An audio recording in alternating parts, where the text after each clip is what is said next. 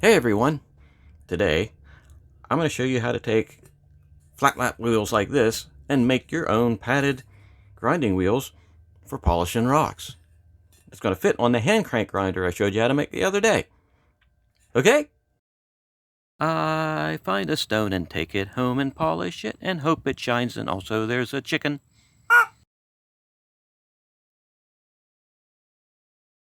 Hey everyone, this is Clayton, and like I said, we're going to show you how to make your own padded grinding and polishing wheels for on that hand crank grinder that I showed you how to make. And the wheels that I make are, this is a smaller version. This fit on the, oh, here it is, on this thing. I made these to fit on this. This is the hand crank grinder. Here's the grinding wheel. This is an old one. I had to do a lot of refurbishing to it. These work really well. If you can get one of these, I recommend it. But I made these wheels to fit on that. And, they don't have to be fancy. These were made out of, what is this stuff? Plywood, Luan plywood, with the padding and the sandpaper. And I'm going to show you how to take these babies and do the same thing. Okay? And you don't need a whole lot to do this. This is a pretty simple procedure. These are the diamond flat laps that I recommend to get. These, I'm not sponsored by anybody, and I'm not saying these are the ones to get, but I get a lot from, I think it's Jinling. They're okay. They work. They're just electroplated on there. And, I used these on my very first homemade electric powered grinder, not the ones that are the lapidary machines, the actual flat lap blade spun this way and I would do the work on. There may be a little bit of a video of that in one of the older videos. You can turn them over and you have the equivalent of a rather expensive flat lap that you can do whatever you want to with, like a backing plate, because these aren't exactly super tight. They're not super tight. What do I want to say? They're not super stiff, but all they need is some sort of backer. And, you put your own stuff on here and, hey, you're ready to go. So let's get to this. And this is pretty simple. All you need is, where did I put my... All you need is some wet dry sandpaper. This is from Harbor Freight. This is their silicon oxide wet dry sanding paper stuff, and it works pretty darn nice. They're phasing it out right now, and they're headed towards silica oxide. Aluminum oxide. That's the word I was looking for. They're going to aluminum oxide paper.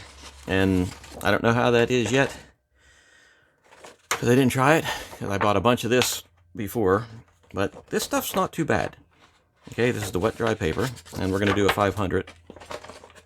You need that, and you need some sort of padding, and what I found works exceptionally well is this stuff. This is, let's open her up here.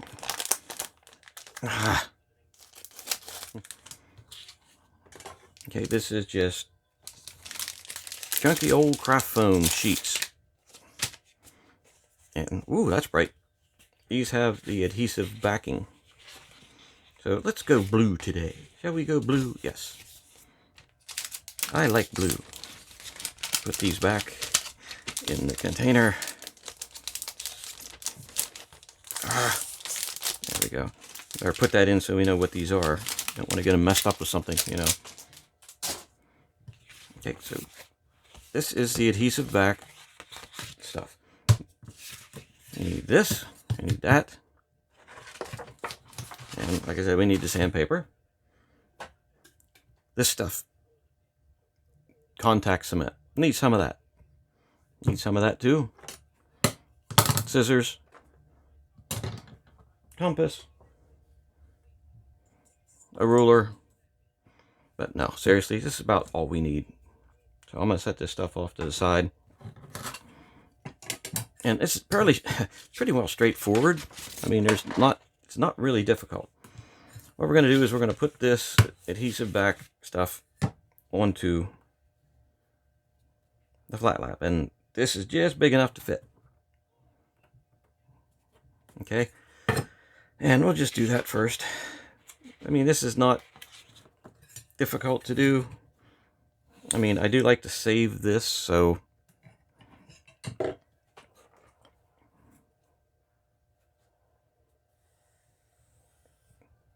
you see that? Did that take an explanation? I hope not. I set that on there, made a mark. Then I'm going to cut this. If you decide that you're going to make some of these, I will recommend that you get a pair of scissors and dedicate it just to making these, because we're going to end up cutting this with the scissors. And, you know, unless you really hate your scissors, I would get a pair dedicated to this, because it's going to be nasty to them. And the scissors, no matter how, even if you cut lots of sandpaper with them, they're going to be good enough to cut this foam backing. Okay, so here's what we got. And this is probably the easiest part of the whole process. This foam backing, or this adhesive backing. And I like to get the adhesive backing stuff just because that's like a step I don't have to glue anything with. Okay, so this is the side we're going to use. This is the bare side.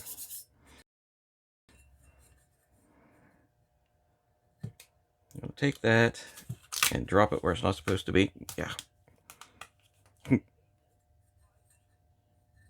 I mean, you can get a magnet and hold this and set it down in place a lot easier. Ah! Try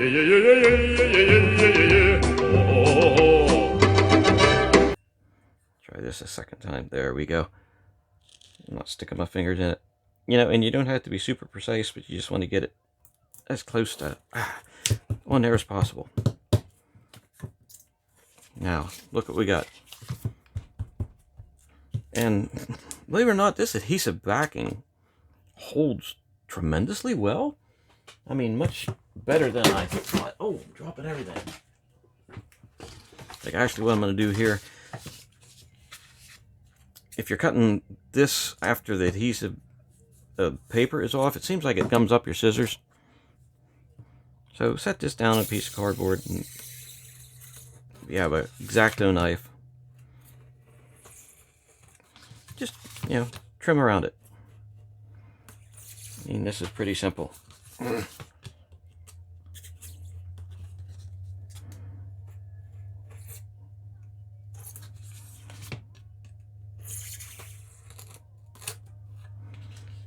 theoretically, you should just be able to pick it up, pull the whole thing off like that. I don't usually use these little pieces for anything, so it's just like put them back to back, and there, and get them out of your road. Do a little bit of trimming, and don't worry if you get down over the edge a little bit, because, well, I'll show you why here in a minute.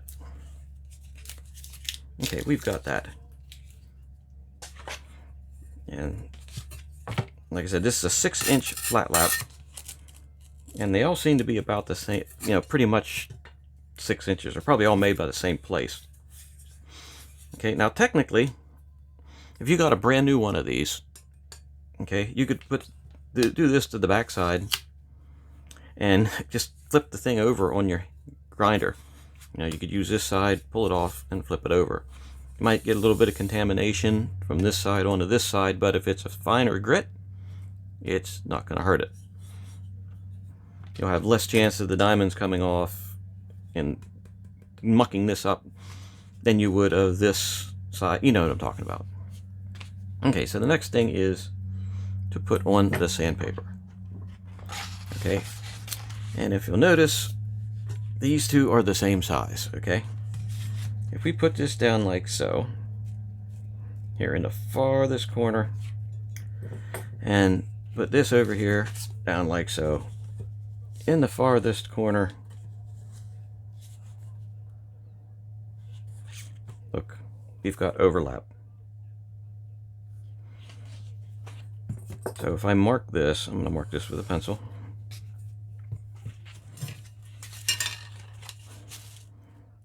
You know, it's not like I'm too cheap to try to, you know, just take make one piece out of one piece of sandpaper, but okay, we've got that much of an overlap.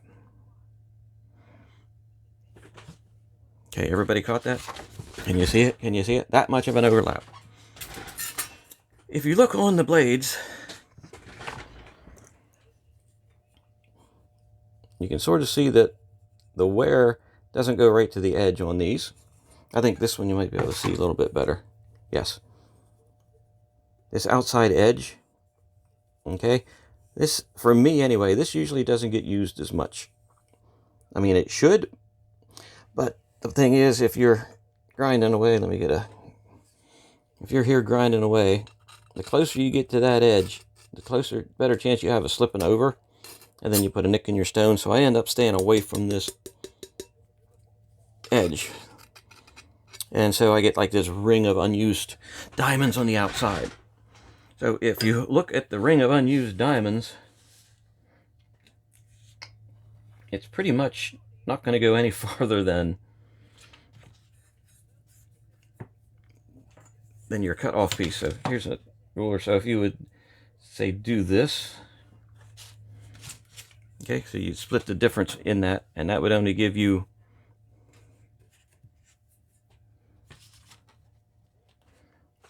this little bit on each, which is like 1/8 of an inch in one section that's not going to be covered.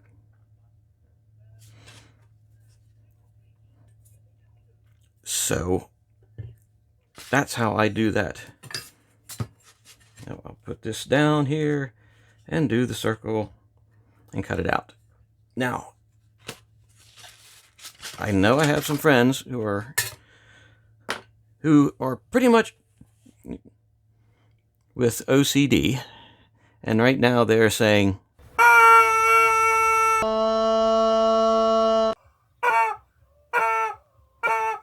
and I clearly understand. And if you just can't do that, which I totally understand if you can't, we got a way to get around it. Okay?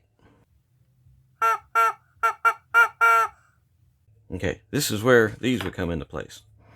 All right, so you got like, that's about 1/8 of an inch. So you could take your dividers, get your ruler out, and half of 6 inches is what, 3 inches? So if you would go 2 and not quite 7/8, that's 1 and 1 7/8. Geesh, I can't even measure today. Okay, half of 6 is 3, so 2 and 7/8. 1 inch, 2 inch. So there's 7/8, and there's 15/16. You could bring this over here yonder, like, okay, come over to the edge. Okay, and then come up to the edge this way. What you're doing is you're getting a center point off of the farthest edge down. Ding, ding, ding. So if you can see, there is 2 and 15/16 coming in that way, and 2 and 15/16 coming in that way, and that gives you a perfect circle. And that brings you down to that point. My pencil's going. Put you right there. And you do the same thing on this edge, which is out of camera. Now we are in of camera.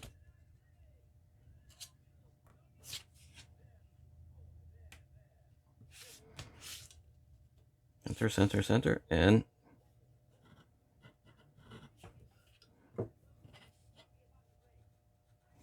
look at that. And you could make that circle, and you could give yourself enough space. And that little bit of size difference is not going to bother anything. Okay?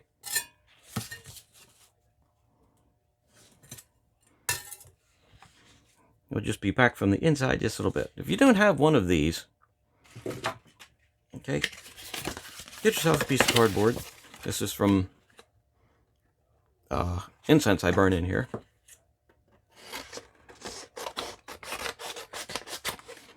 Cut yourself a strip off like that. Okay. And this works exceptionally well. I use this all the time. Okay, make a point right there. Come up your 1 inch, 2 inch, 3 inch, and 15/16. Boom, boom, boom, boom.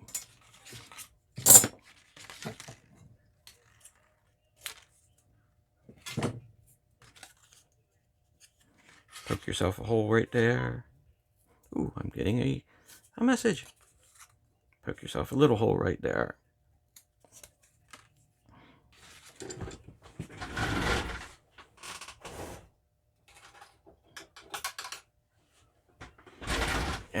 And a push pin or something. Okay, I've got this here. Okay, so you can come down. Can you see? Yep. And you can use that pin. And there's your edge. There's your edge. There's your edge. And pretty much it's right here on this hole that we made earlier.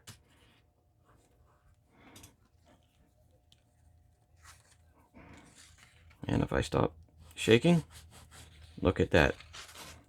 Look at that. Isn't that perfect, folks?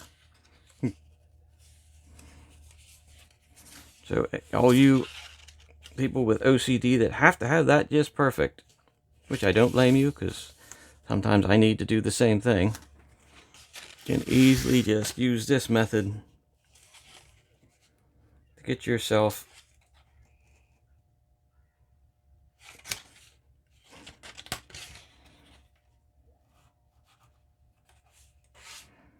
in the wrong spot.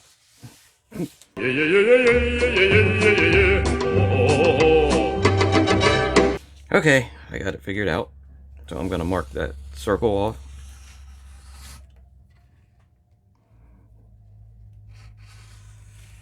There's the one circle. And I think that was the hole for this one. Yes.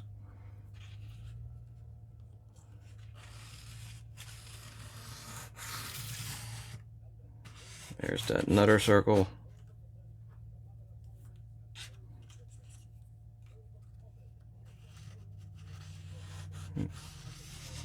There you go. And now we got ourselves 2 circles that don't touch. But, like I said, if you're not OCD and you don't really care, just lay the stupid thing down, mark it out, split the difference in that center, and, you know, it'll be great. So, what I'm going to do now is I'm going to cut one of these out. And like I said, get yourself a pair of scissors that you don't like, or scissors that don't matter, or dedicated, I should say, dedicated to this purpose. And you can cut this out with an X-Acto knife or something else too.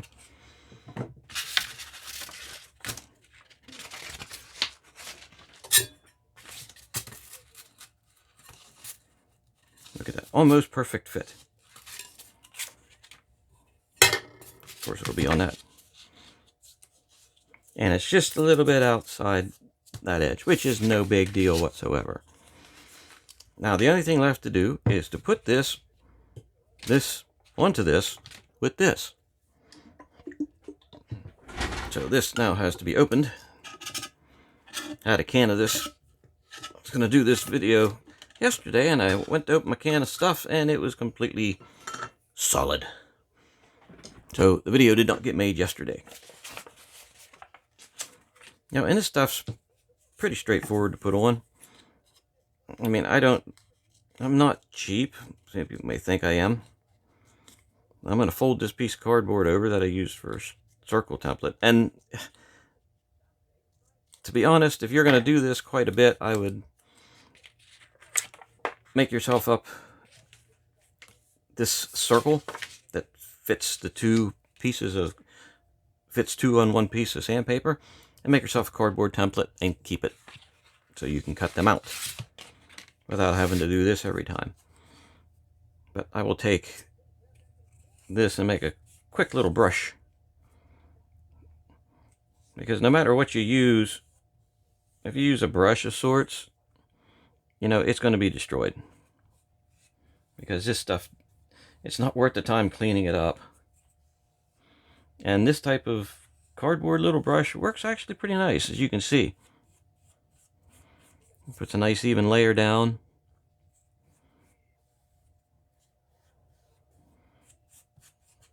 I mean, you just fold two piece of cardboard over and make a bunch of little slices with the scissors, and you have got an application brush.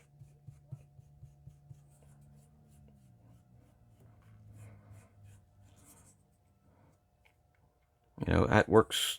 I've been doing that for, back as far as I can remember. Okay, and you want to get out to the edges. That's why you put down a piece of cardboard if you're working over your work table, because this stuff does tend to slop and make a mess. Okay, that's pretty good. I'm just going to slide this out the way. And now for this. And this too, you want to get right out to the edge.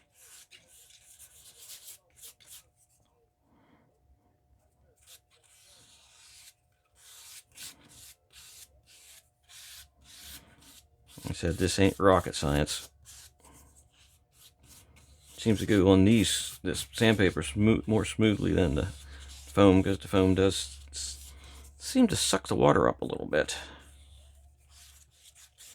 Okie dokie. Now we put that lid back on, take this brush and chuck it somewhere. And now we wait for this to dry. Woohoo! Okay, we're back. Everything's dry. And now we're going to put this together. And there's no easy way to do this. The thing I found is close is trying to get pretty much centered on there. And there it is.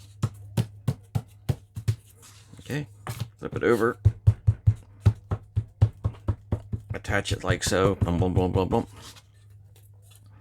And pretty much there you go. Okay, and then it helps to make some marks on the back here. You know, like the four corners of the circle. If that makes any sense whatsoever. And that didn't come through whatsoever, did it? No.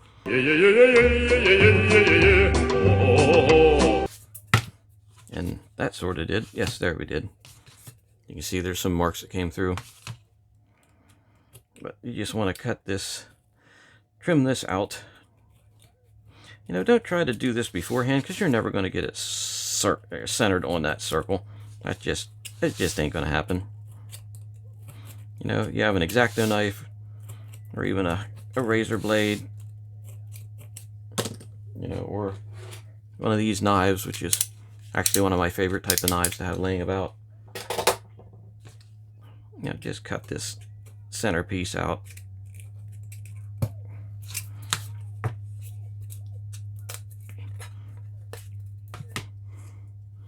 And essentially you're done. Now you have a nice padded wheel, and these, tell you what, these work great. I mean, I've made a setup for on my, like I said, my little grinder. This is like 7,000 grit. And, you know, they don't last a long time, but they'll last, it's long enough that it's worth making them. And then to get this stuff off, I mean, you can sort of just peel this right off. You can see it starts to pull away, and it's not hard to get off there. A little alcohol, clean what residue's off, and then start over. And like I was saying, these laps you can make, like I made these out of Luan plywood, this backer, and you can, you know, to make that compass out, scribe your circle on a piece of plywood, even thicker stuff if you want to, and make a beautiful backer. But it's harder to get this off of the plywood. As you can see, I can pull that off. It's not really harder, but it's just a little more difficult because it adheres better. And if you don't have the tools to do that, just buy some of these flat laps. Okay, these cheap flat laps, and in this instance, you could get the absolute cheapest junky flat lap that you can get on Amazon, because you don't care about the diamonds. You're just buying the nice circle of metal. So for like $9.99, get a couple of these flat laps and make up your own cushioned wheels with whatever grit. This was the 500 grit. You can make up 1,000 grit. It's like I said, I even have 7,000 grit made up for this one.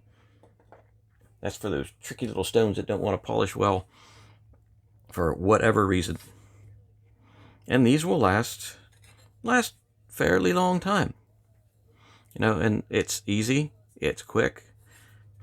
And if you don't want to buy these, like I said, make even this 1/4-inch Luan works pretty good even for a 6-inch size. These were 4-inch. And it's actually very simple. So that's how I make these padded wheels. And you can also use,